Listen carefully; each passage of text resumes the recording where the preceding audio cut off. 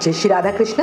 कैसे हैं आप सब? उम्मीद करती हूँ राधा रानी की करुणा और श्री हरि की कृपा से आपका जीवन भक्ति और शांति से भरा हुआ होगा।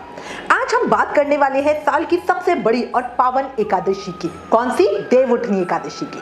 कहते हैं इस दिन भगवान विष्णु 4 महीनों की योग निद्रा से जागते हैं और इसी के साथ सभी शुभ कार्यों की शुरुआत हो जाती है। जो लोग अब तक एकादशी व्रत नहीं कर पाए हैं उनके लिए ये सबसे शुभ समय है व्रत शुरू करने का। अब इस साल 2025 में देवउठनी एकादशी को लेकर थोड़ा सा भ्रम है। कुछ जगह 1 नवंबर को तो कुछ जगह पे 2 नवंबर को देवउठनी एकादशी बताई जा रही है।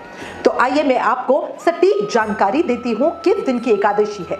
एकादशी तिथि प्रारंभ होगी 1 नवंबर को सुबह 9:11 AM पर और समाप्त होगी 2 नवंबर को सुबह 7:32 AM पर। सूर्योदय में एकादशी तिथि 2 नवंबर रविवार की है, लेकिन भीष्म पंचक व्रत और तुलसी विवाह के शुभ योग 1 नवंबर को बन रहे हैं। इसीलिए कई मंदिरों में ये उत्सव एक दिन पहले ही मनाया जाएगा। जैसे हमारा खाटू श्याम जी मंदिर सीकर में, राधा रमन जी मंदिर वृंदावन में, बांके बिहारी जी मंदिर वृंदावन में, गौरिया मठ में, इन सभी जगह पर 1 नवंबर को एकादशी का उत्सव रहेगा। वहीं इस्कॉन में और निमक संप्रदाय में व्रत 2 नवंबर को किया जाएगा।